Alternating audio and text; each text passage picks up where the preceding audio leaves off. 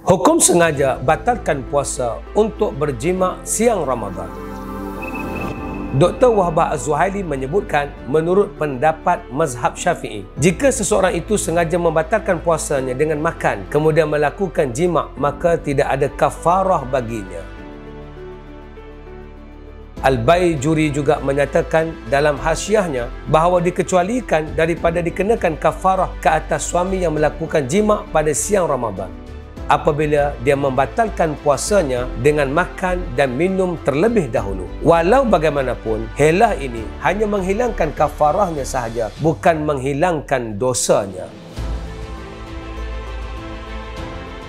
Oleh itu, perbuatan membatalkan puasa Ramadan dengan sengaja tanpa uzur yang diizinkan syarak adalah haram dan berdosa besar.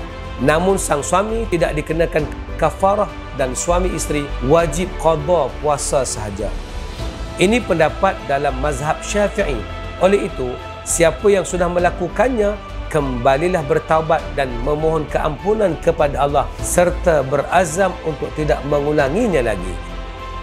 Sila rujuk Al-Inarah #1027 batalkan puasa untuk berjima dengan isteri siang Ramadan.